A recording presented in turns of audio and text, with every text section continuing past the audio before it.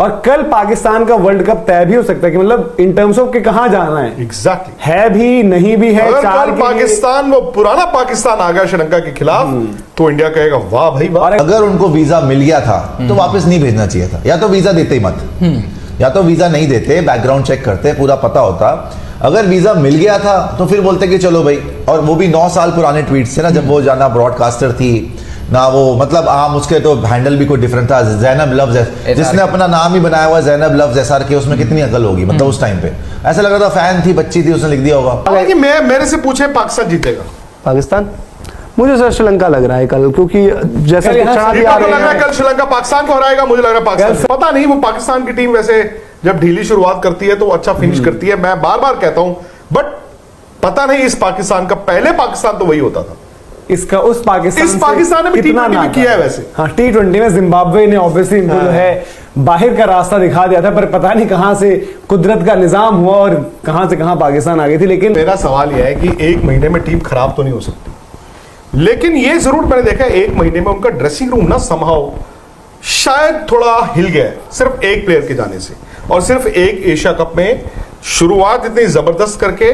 फिर गिर जाने से। अब बात 4 की होती है तो 4 के हिसाब से मैं मोमिन एक बात कहता हूं, Pakistan has to behave like Pakistan. वो अगर जिस दिन ये ठान लेंगे कि चलो भाई चलते हैं, दे विल डू वेल। पर सर दसुन सनाका को कौन समझाए, वो भी तो ठान के बैठे हैं, वो भी तो दिल्ली में सर यहाँ पे श्रीलंका रामा के छोले भटूरे पैक करा के ले गए हैं। मेरा पॉइंट सिर्फ यही था कि भाई वीजा देना नहीं चाहिए था। और सेकंड पॉइंट इसमें ये है, अगर आपका लॉजिक ये है कि जैनब अब्बास ने गलती करी, तो वो छोटी एक एंकर के ऊपर बिल क्यों फाड़ रहे हैं? वकार यूनिस कैसे आ गया? वकार यूनिस क्या कर रहे हैं यहाँ पे? रमीज राजा को कैसे वीजा मिल गया? और इस लॉजिक से तो पूरी पाकिस्तान टीम को ही नहीं मिलना चाहिए। भाई अगर आपने ये सारे लॉजिक लगाने हैं फिर तो किसी को भी नहीं मिलना चाहिए, या तो आप बंदी कर दो। फिर पॉइंट ये है कि देखो, आपने उनके जर्नलिस्ट को वीजा नहीं दिया, आपने उनकी पब्लिक को वीजा नहीं दिया इस बेसिस के ऊपर, बिकॉज जो अब देखो ये यारी की बात है तो खुल के बात हो गई। बड़े लोग बोलते हैं भाई आ जाते तो आधे तो वापस ही नहीं जाते, सच बात तो यही है। तो अगर आपने नहीं देना था तो ना देते, देकर किसी को बुलाकर फिर वापस भेजना, आई एम अगेंस्ट इट। चाहे ये ट्वीट है उससे आप बोलो कि अपॉलॉजी करें, आप जो मर्जी। वकार यूनिस ने भी तो माफी मांगी थी ना, उसको आपने वीजा दे रखा है। अब वो क्रिकेटर है, वो ब्रॉडकास्टर के साथ हैं, अब ऐसे तो उनका भी नहीं बनता। माइंडसेट तो देखो, माइंडसेट तो दोनों ये भी आए थे ना, माइंडसेट तो दोनों का ही सेम है ना, चाहे वो वकार यूनिस हो, चाहे वो ये जैनब जी हो, राइट, चाहे वो शाहिद अफरीदी हो, यहां से भी है। तो अगर माइंडसेट यही है, अगर आप इसी पे गुस्सा हो कि हिंदुओं के खिलाफ इन्होंने बोला, तो भाई वो तो माइंडसेट तो क्लियर है आपके लिए।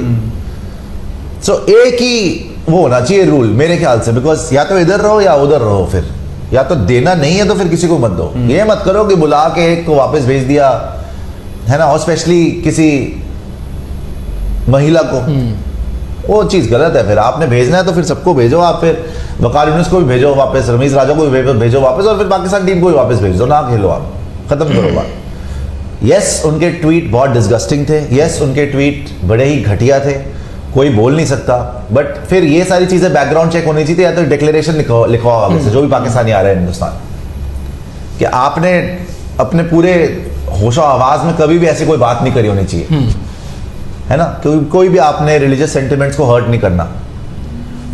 लेकिन अब वही है कि 9 साल पुराने ट्वीट के ऊपर आपने उसका वीजा कैंसिल, अगर आपने बाकी और वकार यूनिस वगैरह यहाँ पे, रमीज राजा ने कितना बोला बताइए आप इंडिया के अगेंस्ट जिस टाइम पे वो था, मतलब इंडिया इन द सेंस कि जब वो पीसीबी चेयरमैन थे तब तो वो बड़ी दहाड़े मारते थे, तब बड़ी बढ़ के मारते थे कि हम नहीं आएंगे, हम देख लेंगे, ये कर लेंगे, वो कर लेंगे। वो जब बने कमेंटेटर, वो 1 सेकंड में फ्लाइट पकड़ के आ गए, तो उनको भी ना अलाउ होना चाहिए। वकार यूनिस जिसने बोला था कि मैं हिंदुओं के बीच में, उसने रिजवान ने नमाज पढ़ी, बड़ा अच्छा लगा, सबसे अच्छी बात वही लगी, तो फिर आपको अगर यही चीजें अच्छी लग रही है तो आप क्या कर रहे हो फिर यहाँ पे? आप क्या कर रहे हो? हिंदुओं के बीच में नमाज पढ़ने आए हो आप? उन्होंने माफी मांग ली, देखिए उन्होंने सेंटिमेंट्स को हर्ट किया, तो अगर आपने माफी ही मंगवानी थी, या तो आप पहले इनको बोलते कि जी आप आ सकते हैं, माफी मांग के आ जाइए, कि चलो बचपन में नादानी में गलती हो गई आपसे, समझते हैं हम भी। लेकिन ये नहीं समझ में आई ना बात कि भाई फिर रूल्स डिफरेंट क्यों है सब लोगों के लिए। अगर अग्रेसिव नहीं होगा तो पाकिस्तान वर्ल्ड कप नहीं जीत सकता। हारिस राउफ को मतलब ये पोले ढीले दोस्ती है, पाकिस्तान को सूट नहीं करता है। और Pakistan has to be Pakistan भाई, they have to behave like Pakistan. Mercury जिन्हें कहते थे, 150 की किलोमीटर की स्पीड पे बॉल डालने वाला जो बॉलर है वो हंसता ही, अरे उसको तो गाली देनी है यार। डेल स्टेन जो अलाउड है वो अलाउड है। आखिर में लड़ाइयां हुई उनकी थोड़ी आपस में, वो ठीक है, अच्छी बात है। पेस बॉलर के देखने में अच्छा दूसरा So be it. जो आपने धीरे धीरे हारिस रऊफ की बात की, हारिस रऊफ की जो क्रिकेट थोड़ी बहुत ऑब्जर्व करी है, उनको देखकर लगा कि जब जब उनके पास कप्तान ऐसे जाएगा ना कि भाई तू मेरा बंदा है, मेन बंदा है, अब मुझे मैच यहाँ से जीता। इवन जो एक विजुअल मुझे याद आता है इंग्लैंड और पाकिस्तान का T20 था, हारिस रऊफ अपना कुछ ट्राई करते हैं, छक्का पड़ता है उनको, तो बाबर आजम से थोड़ा सा उलझ बैठते हैं। उसके बाद फिर वो अगली 1 या 2 बॉल बाद विकेट भी लेते हैं, तो बाबर आजम को बताते भी हैं, भले ही कप्तान इतने बड़े प्लेयर है कि भाई देख लो, आप इतना भी मत करो। तो आज वो चीज थी उनके पास। बोल रहे हैं एक बात को कि पाकिस्तान के पास 3 अच्छे फास्ट बॉलर्स हैं, नसीम शाह ही नहीं है ना अब थोड़ा सा शाहिन अफरीदी, हसन, हारिस रऊफ, देखो कल पता चल जाएगा। हाँ। बट वापसी तो हो सकती है। मैंने एक चीज जो रियलाइज की है मनोज, वो ये है कि दोपहर को अगर इंडिया बैटिंग करता है 2 बजे, तो शायद सामने वाला जो फास्ट बॉलर है उसका थ्रेट इतना इमिनेंट नहीं है। लेकिन जो तेज गेंदबाज शाम को 6 बजे बॉलिंग स्टार्ट करेगा अंडर फ्लड लाइट्स, और दिल्ली में भी दिन तो छोटे होने शुरू हो गए, शाम हल्की सी प्लेजेंट भी हो गई है, हालांकि दोपहर जो है गर्मी रहती है। हाँ। तो शाम को बॉल हिलेगा, यहां नहीं हिलेगा, लेकिन अहमदाबाद के मैच की बात इवन करता है और बहुत ज्यादा इशू करता है। अरित्रा मुखर्जी कह रहे हैं विकी पाजी वर्ल्ड कप तो इंडिया नहीं जीत रहा फॉर श्योर, बट इस बार वो भी होगा जो पहले कभी नहीं हुआ। Pakistan will defeat India Aritra भाई को क्या हो गया? Ahmedabad, mark my word, they are much better bowling and Pakistan को सब अंडर एस्टिमेट कर रहे हैं भाई। कौन कर रहा जिंगोइज्म है? के टॉप कारण। 4 में रख रहे हैं। नहीं, बट पाकिस्तान को सब अंडर एस्टिमेट कर रहे हैं, गलत अंडर एस्टिमेट कर रहे हैं। पाकिस्तान का भी टीम बन गई है। टीम बन गई है, बट देन पाकिस्तान के साथ आपका वो वाला रहेगा कि जो हम कहते हैं ना कि 300 350 इस तरीके की वो रन चेज करने में कुछ है। मनोज एक बात बताऊं, मैं नहीं कह रहा हूं कि पाकिस्तान वर्ल्ड कप जीत जाएगा या इंडिया वर्ल्ड कप नहीं जीतेगा। पाकिस्तान को अंडर एस्टिमेट करने का मतलब होता है कि अब वो इंडिया वर्सेस पाकिस्तान वो गिवन नहीं है। नहीं, इंडिया मैच में इंडिया पाकिस्तान में 50-50 रहेगा मामला। उनकी बॉलिंग शायद इतनी अच्छी है कि उनके खिलाफ 400 रन बनाने हैं। हाँ, क्योंकि हमारे 1-2 पहले ही चले जाते हैं। रिजवान भी जो है अब वो एक अच्छे फिनिशर के रूप में तब्दील होते जा रहे हैं। रिजवान लगातार इस बात को साबित कर रहे हैं कि उनके पास पूरा का पूरा पोटेंशियल है कि वो मैच फिनिश करें। ऐसा लेवल पाकिस्तान के ऊपर लगा हुआ है कि ये कहीं भी कभी से ये कहीं भी किसी से भी किसी भी कंडीशन में जीत भी सकती है और कहीं भी किसी से किसी भी कंडीशन में हार भी सकती है।